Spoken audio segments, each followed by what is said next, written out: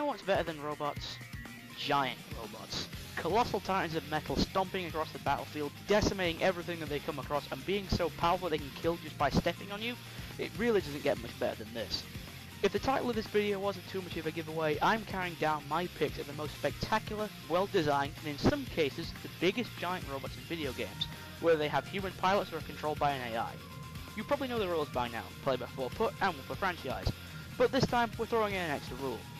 All entries must be video game exclusive, so as much as it pains me to say it, no Jaegers from Pacific Rim, and no Transformers.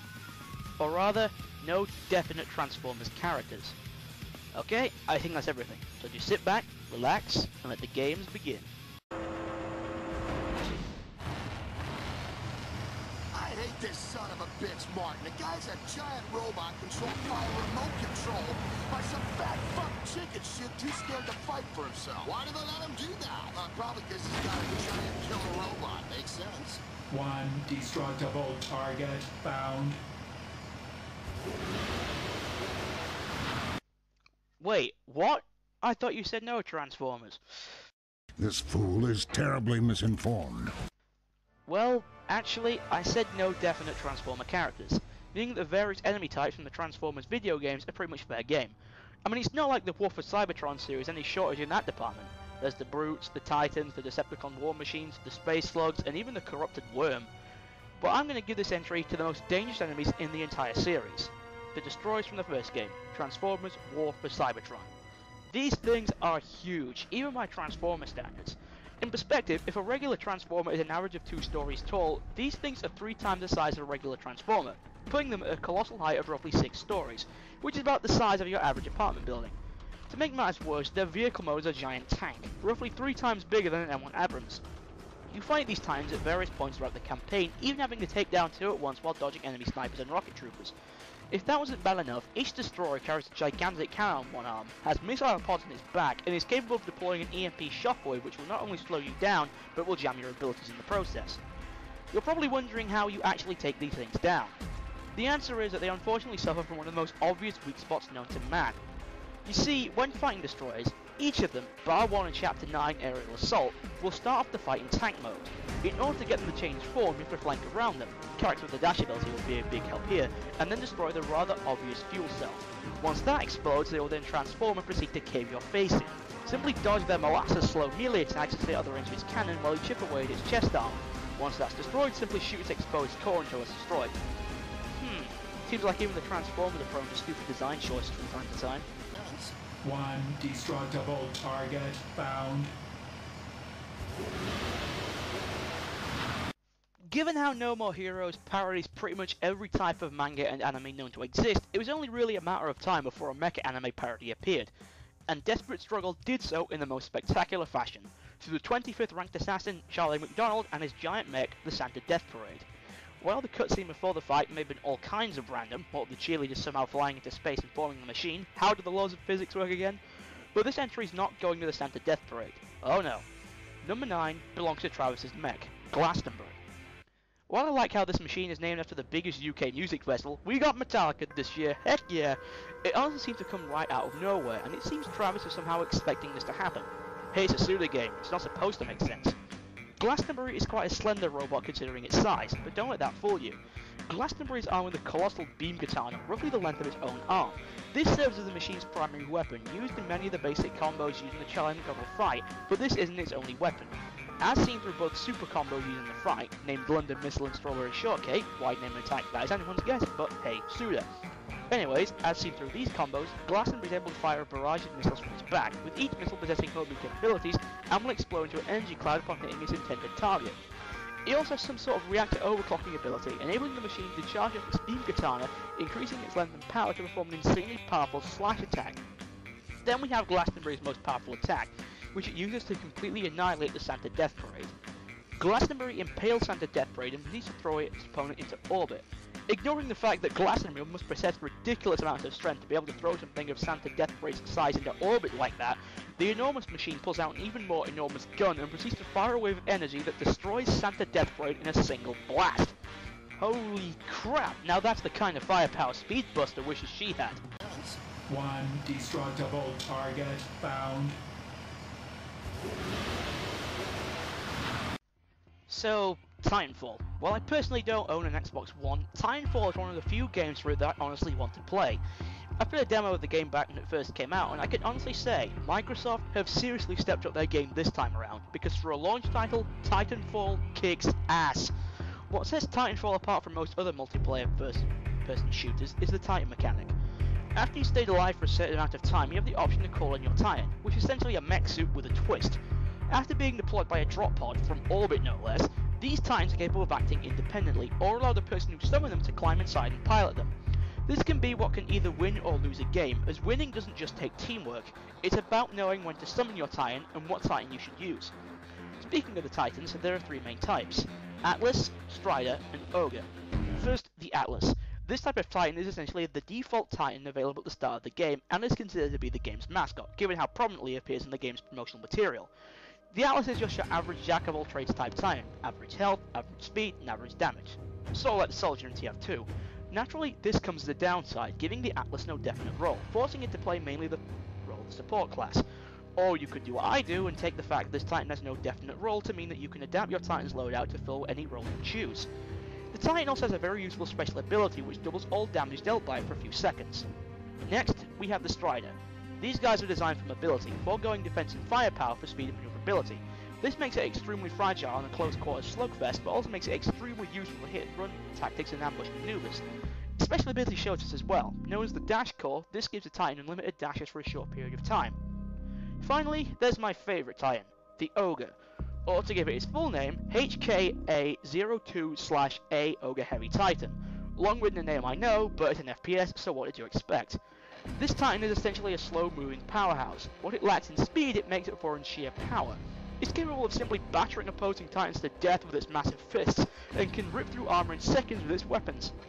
It's even able to launch surprise ambush attacks and is pretty much unbeatable in a close quarter fight, and its special ability, known as the Shield Core, makes it pretty much invincible for a short time. Damn, it's such a shame the other Xbox One launch titles don't interest me as much as this one did, or I may have to switch camps for the next console war. One destructible target found. From one Xbox exclusive to another, our next entry is the Scarab tanks. Never have I faced an enemy in a video game that is this much fun to fight. They're so fun, it should be illegal. Anyways, these things serve as the main source of destruction for the Covenant army. While they may not be as big as some of the other entries, they're still powerful enough to take down Scorpion tanks just by stepping. In terms of firepower, each is equipped with a head-mounted plasma beam and either one or two anti-air cannons, with numerous optional machine gun emplacements mounted inside depending on the individual unit.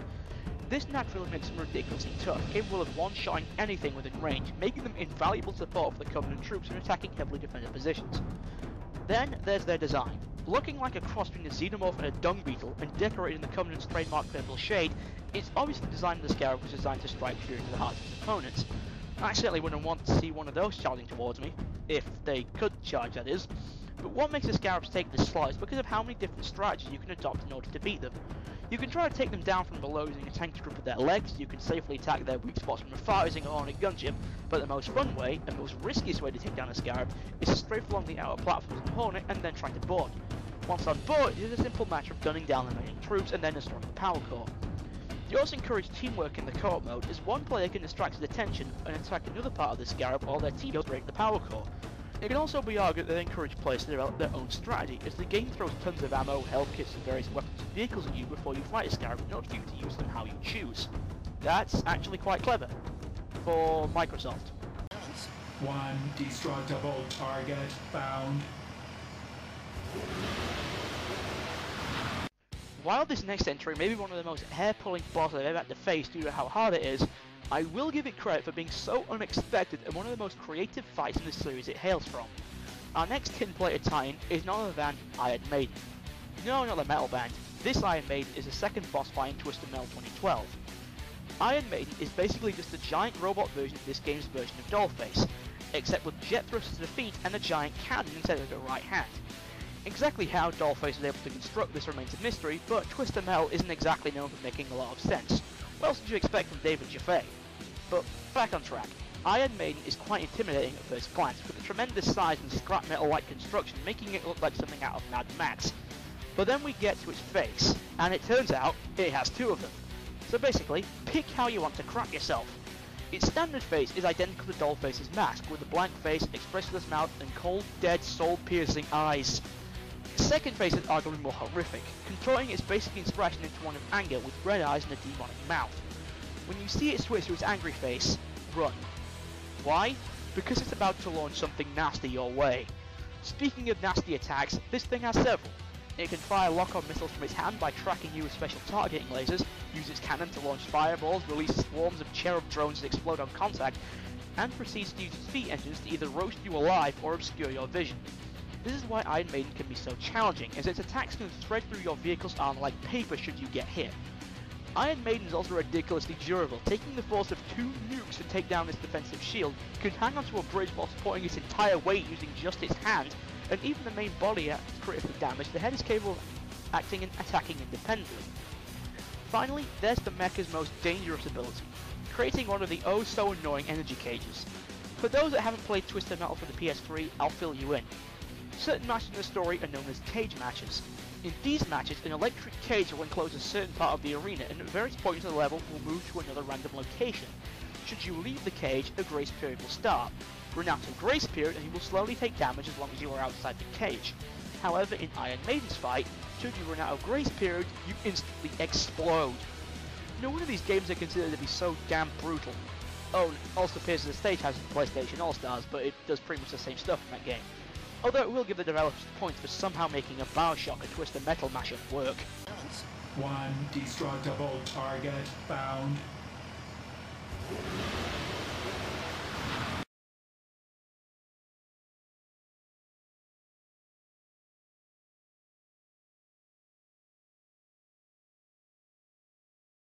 Time for something a little bit more classic. Hailing all the way from Sonic the Hedgehog 2, I give you the Death Egg Robot. This thing was the bane of many a Sonic fan back in the day, considering its high health and the fact that you face it with no rings, meaning if you take even a single hit from it, you die. The Death Egg Robot is honestly one of the few Eggman machines to honestly have both an awesome design and an awesome fight. I mean, compare this to both the Egg Walker and Egg Breaker boss fights. Man, did they suck. Anyhow, aside from looking like a giant robot version of the Good Doctor, the Death Egg Robot manages to look quite intimidating, even on the 16-bit Sega Mega Drive. To me, the Death Egg Robot serves as living proof that sometimes the simple plans are the most effective, as it really only has 4 attacks and 2 weapons. Those weapons being 2 spiked plates attached to its hands, and a mine payload stored on top of its jetpack. Its attacks are really nothing special, all it does is try to walk towards you and try to squish Sonic against the wall with its spikes, fly using its jetpack in an attempt to squish the poor little blue blur, and can fire off its hands at any time it chooses, and that's about it. When you combine it with the cramped space of the boss room and the fact that it takes 12 hits to take down rather than the usual 8, it becomes a rather challenging, creative, and extremely fun boss fight. The Death Egg Robot has made other appearances in both Sonic the Hedgehog 4 Episode 1, which I haven't played, so I can't talk about that fight, and Sonic Generations, which I have played, so I will talk about. In Sonic Generations, the Death Egg Robot serves either the first or second boss, depending on when the player chooses to fight Metal Sonic, and despite the lower difficulty of this fight, I honestly enjoyed it a lot more. The fight has a lot more depth, and the battle now has 2 separate phases, with the first playing out exactly like the original, except the Death Egg Robot now has a specific weakness that you have to attack, and you only have to hit it twice to progress. The second phase takes place on multiple platforms, with the Death Egg Robot trying to spear you by launching off its arms while you try to trick it into attacking multiple bombs scattered around the arena. Again, I find this to be one of the most enjoyable fights in the game, especially seeing as my speedrun record for this fight is less than 2 minutes. 1 destructible target found. You know, I love Killzone. I really, really love Killzone. It's a series of FPS games that somehow manages to combine the gritty realism of games like Call of Duty, Battlefield and Medal of Honor, and infuse it with sci-fi shooters like Doom, Halo and Gears of War. The enemies in this series, and especially the bosses, all seem to convey a sense of intimidation and threat. While when your military uniform consists of a black neo-Nazi uniform and a space helmet with glowing eye sockets, you can't tell me that people aren't afraid of you. Every single one of the Hellcat's vehicles and weapons you encounter in the Killzone series seem to be so much more powerful than yours, and never has this been more apparent than in the case of the MAWLR. Manufactured by Stahl Arms, this thing is quite possibly the largest entry on our list thus far. Just look at the size of it! With its tremendous size, firepower and durability, this thing is capable of taking down anything within seconds, even being strong enough to destroy an ISA cruiser in 2 or 3 shots, with the first shot crippling any defenses the craft may have, as seen in the prologue to Killzone 3. Despite their colossal size, the Mauler is quite capable of maneuvering itself through tricky to navigate terrain, such as a scrapyard surrounding a Hellgas space elevator and an irradiated crater caused by a nuclear explosion. He's even able to climb up vertical walls with no problem. Now, let's take a look at the Mauler's firepower. Its main weapon is a giant petrocite cannon capable of emitting a beam of energy that can decimate anything in a few hits. It also has tons of anti-aircraft cannons, machine guns, and rocket launchers dotted all over its enormous frame, and all of these weapons are powerful enough to take down a tank in one shot. These weapons, aside from the AA guns, seem like overkill, seeing as all the Mauler needs to do to take down ground troops is to simply step on them. Naturally, the Mauler isn't without its faults. In order to keep its weapons from overheating, the Mauler needs to occasionally stop firing and moving altogether in order to open up several large cooling vents to cool down its weapons, and a backup petrocite supply to allow the weapons to continue firing should the vents get destroyed. This unfortunately makes the venting obvious and easy to hit target, which is honestly the only downside I can think of. Finally, the Mauler is also insanely durable. Even after all its cooling vents have been destroyed, its backup supply gone, and its main cannon completely severed, it still manages to get back up and continue fighting. In fact, it takes the remaining ISA forces, roughly about 600 men, each armed with a rocket launcher, 10 troop transports, 10 chain guns, 3 exosuits, and 5 tanks, just to bring down one of these, and as we see in Killzone Shadowfall, the Hellgas have hundreds of these. On a final note, the Mauler appeared in PlayStation All-Stars 2 by being one of the few stage hazards that was actually dangerous. One destructible target found. What's that? You said the Zelda series can't have a giant robot? Then take a look at Koloktos. Serving as the boss of the Ancient Cistern, the 4th dungeon in Skyward Sword, one of the few good water levels in the series, Koloktos is honestly one of the best bosses in the game, if not the whole series. Koloktos' design was most likely based on the Asura, which are 6 armed demon deities from Buddhist mythology, except Koloktos is made of an unknown golden metal and is held together by an unknown dark energy, and it has 2 different forms. Its first form being almost like a sentry, where it attacks by throwing large chakram-like axes with 4 of its arms and covers its vulnerable power source with the other 2, and its second form sees it suddenly pull itself out of the ground, gaining a pair of legs in the process, and it swaps out its throwing weapons for a set of 6 giant scimitars. Those swords are what makes Koloktos such a powerful threat, as one swipe from any of these blades is enough to destroy a stone pillar. Then there's that dark energy it has flown through it. While it may initially appear just to hold the individual parts of Koloktos together, that energy allows it to access other abilities to aid it in battle. It can summon smaller enemies which serve as a distraction while Koloktos prepares its next attack, it can regenerate its chakram axes after it throws them, and it can repair itself and reattach any parts that have either fallen off or been lost in battle. This regenerative ability is what makes Koloktos so intimidating, as no matter how many times an opponent can beat it down, it can simply regenerate any lost parts and get backups and continue fighting. Koloktos also seems to display some sort of logical thinking and intelligence, as it seems to switch forms after realizing its current strategy is ineffective. How? Well, let me elaborate. Link defeats Koloktos' first form by using his whip to pull off Koloktos' arms, which are guarding his core. Koloktos switching forms could be a sign of adapting, as when fighting its second form, its wild swings and rush attacks could be seen as Koloktos coming up with a way of deflecting the attack that defeated him before. This then forces you to find a new way to defeat him, which ultimately involves Link turning Koloktos' own weapons against him. Not bad for a pre-steampunk automaton. One destructible target found. Like the Titans, this entry is more of a grouped entry rather than focusing on one specific machine. Ladies and gentlemen, I give you the Metal Gears. Where do I even begin with these things? There's just so many of them. Metal Gear D, Metal Gear Raja, Metal Gear Zeke, TX55 Metal Gear, Metal Gear G, Metal Gear Rex, Metal Gear Ray, Arsenal Gear, and Metal Gear X Celsius. If we were to cover all these things, we'd be here all year, so I'm just going to cover Rex, Ray, and Excelsius. All you need to know about the others is that they're big, awesome, have ridiculously cool designs, and have decent battles for the most part. Oh, and you get to play as one in Peace Walker, so there's that too. But time to get back on track. So first up, we have Metal Gear Rex.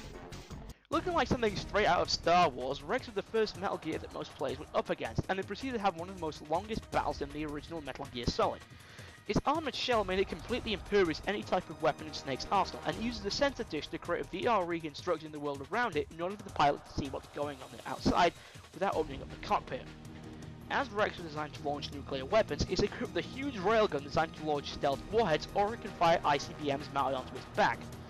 It's also armed with twin Gatling guns, a plethora of anti-tank missiles, and a laser capable of effortlessly slicing through solid steel. It's even been able to use its own armoured shell as a weapon to assist in clone quarters, as shown in MGS4. Then there's Ray. Designed as an anti-Metal Gear, this meant Ray was the first Metal Gear not designed to fire nuclear weapons. Ray's design is a lot more streamlined than Break's, making it resemble some kind of sea creature. Which makes sense, as this Metal Gear was designed to be amphibious. When it comes to the weapons department, Ray has quite a few more than Rex. It has twin machine guns, anti-tank missiles, anti-ship missiles, cluster missiles, and its trademark weapon, the water jet cutter. However, a modified Ray later appeared in Metal Gear Rising with a few extra weapons such as bombs, stealth cruise missiles, a colossal blade mounted onto one of its spin-like arms, and a plasma cannon in the place of the water cutter. Out of all the Metal Gears, Ray has the most and some of the best battles in the series. Fighting multiple Rays at once, fighting Ray as Rex, or going one-on-one while playing as a cyborg ninja? What not to love? Finally, we have Metal Gear Excelsus. Serving as the penultimate boss in Metal Gear Rising, this has to be one of the most insane battles I've faced. Excelsus is a fusion of a giant robot, a tank, and an insect.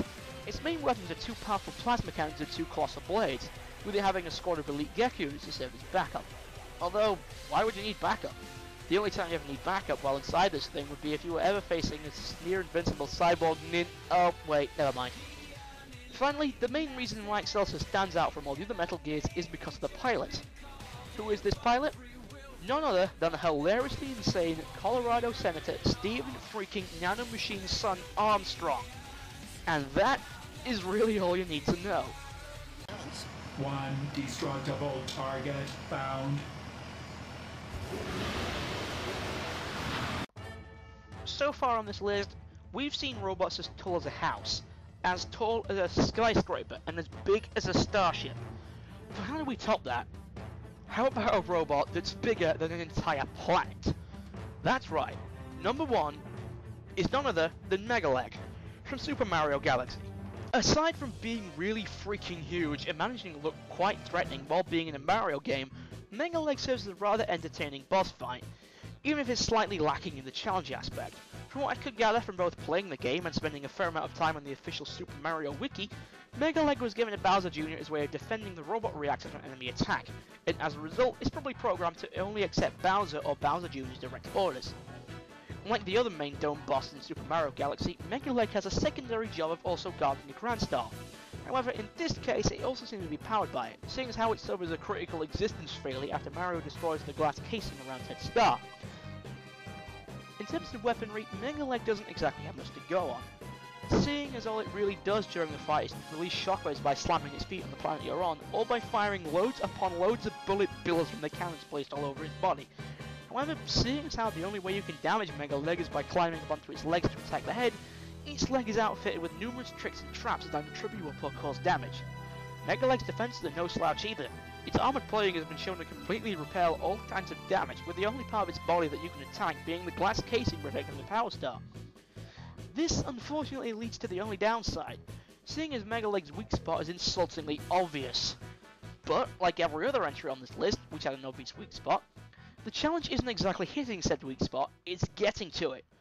Seeing as how Megaleg puts up an extra layer of defense around its weak spot after taking one hit, that's the obvious weak spot problem sort of solved. But I guess the main reason why Megaleg takes a top spot isn't due to its design, its size, its weapons, or any of that. The reason why Megaleg takes the top spot is because of how much fun I have fighting it. It's just a really enjoyable fight, and I struggle to put that enjoyment into words. I'm the Nintendo Kid, and I'll see you all next time.